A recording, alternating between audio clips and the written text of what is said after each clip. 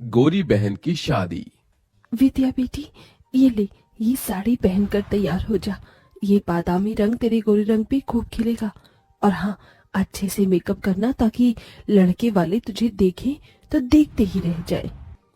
ठीक है मेरी प्यारी माँ। तभी बाहर से कांच टूटने की आवाज आती है। मालती गुस्से में बौखलाकर बाहर आती है, जहां कंचन पोछा लगा रही थी। मालती को देखते ही कंचन सहम सी गई। क्यों रे काली करमजली, आज मेरी बेटी के लिए कितना बड़ा दिन है। तूने जानबूझकर इस शुभ घड़ी में कांच तोड़ दिया। नहीं माँ, मैं तो पोंछा लगा रही थी, गलती से गुलदस्ता गिर गया। कहते हुए कंचन कपकपाई जा रही थी, क्योंकि उस दिन बड़ी ठंड थी। क्यों री, हाथों में जान नहीं है क्या? खाने को तो 10-10 रोटी एक बार में खा जाती है। अच्छे से पोंछा लगा, फर्श एकदम चमकना चाहिए। और उसके बाद चाय, समोसे, नाश्ता भी बना देना। ये कहते हुए मालती जानबूझकर उस बेचारी के पैरों पर से चढ़कर चली जाती है, जिससे कड़ाके की ठंड के मौसम में उस बेचारी की चीख निकल जाती है। माँ, माँ मेरा हाथ कंचन के साथ ऐसा जुल्म होता देखकर बिछौने पर लकवे में पड़े वासुदेव की आंखों से टप टप आंसू चूने लगते हैं। थोड़ी देर में वसुंधरा अपने बेटे कार्तिक के साथ विद्या को देखने आती है। तभी कंचन चाय नाश्ता लेकर परोसती है। आंटी जी, नाश्ता। मालती जी, ये लड़की कौन है? जी, ये इस घर की नौकरानी है। ये सुनते ही कंचन की आंखों में आंसू भर आते हैं। वो लड़के वालों के बीच से जाने लगी। तभी विद्या ने कहा, कंचन जरा रुक।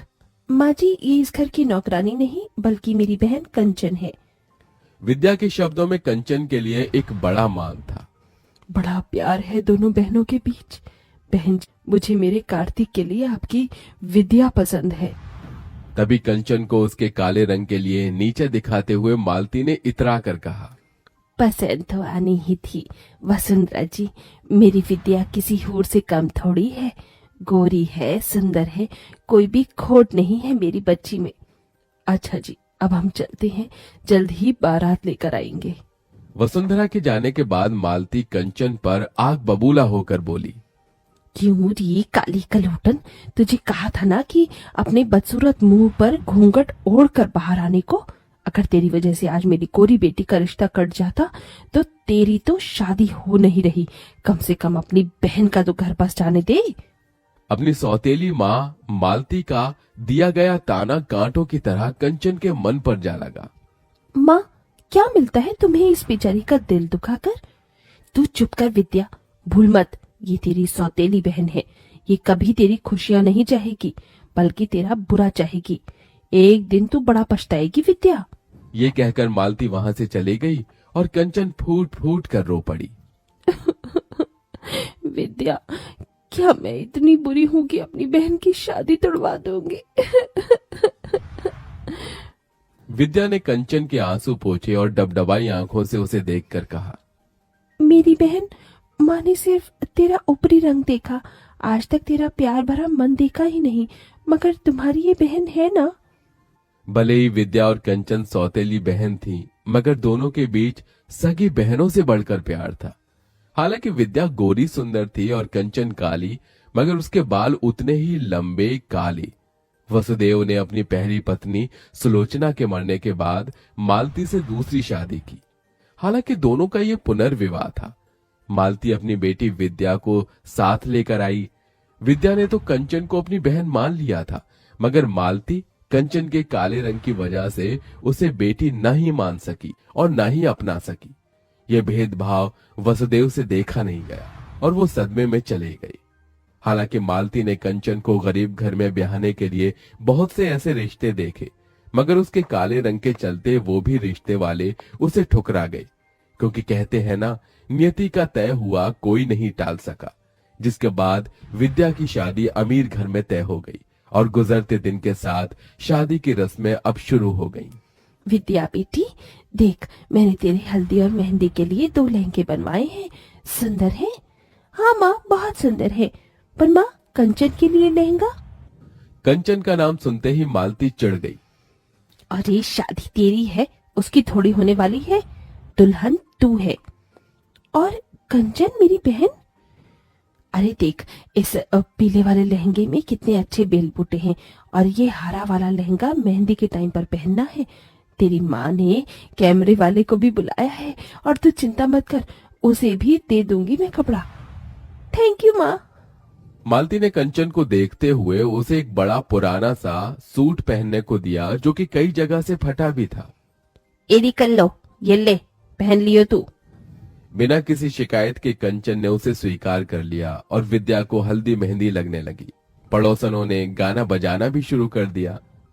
हल्दी लगाओ रे, तेल चढ़ाओ रे, बन्नों का गोरा बदन चमकाओ रे। मेरी बच्ची कितनी सुंदर लग रही है। अरे मालती, अब क्या विद्या को हल्दी में ही नहला देगी? और क्या, रज रज के हल्दी लगाऊंगी, तभी तो मेरी विद्या का गोरा रंग खिलेगा। सबने बारी बारी से विद्या को हल्दी लगाई, मगर कंचन एकदम पीछे खड़ी थी। कंचन, तू अपनी बहन को हल्दी नहीं लगाएगी? आना, दूर क्यों खड़ी है? तभी मालती ने कंचन को हल्दी लगाने से रोक दिया। क्या हुआ माँ, तुमने मुझे रोक क्यों दिया? क्योंकि मैं नहीं चाहती कि तू अपने इन मनहूस काले हाथों से मेरी बेटी को हल्दी लगाए। कहीं मेरी बेटी का रिश्ता टूट गया तो? इतना अच्छा घर द्वार मिला है। मालती के साथ सभी पड़ोसन भी कंचन पर ताना कसने लगी। ठीक कह रही है मालती। अरे ये तो है ही अभागिन, दुनिया में आते ही माँ को खा गई। वही तो, इसे तो इस शादी के शुभ रस्मों से भी दूर ही रखो, इसकी काली नजर न लग जाए। होने वाली दुल्हन को वैसे भी इतनी गोरी और सुंदर जो है। बस बहुत हुआ। मैं मानती हूँ कि मेरी बहन का मुझे हल्दी लगाना मेरे लिए शुभ है। कंचन, मुझे हल्दी लगा। कंचन ने अपनी गोरी बहन को हल्दी मेहंदी लगाई, तभी कुछ हल्दी उसके चेहरे पर लग गई। हे राम, ये तो अपशकुन है, दुल्हन की हल्दी इसे भी लग गई। कंचन उस हल्दी को धोने लगी, तभी रुक जा कंचन, कहने दे इन्हें जो कहना है। मेरे लिए ये शुभ शगुन है। मुझे तो डर है बहना, कहीं ये कल लो अपनी बहन की शादी काट कर खुद ना दुल्हन बन जाए। ये सुनकर तो जैसे मालती के मन में डर बैठ गया।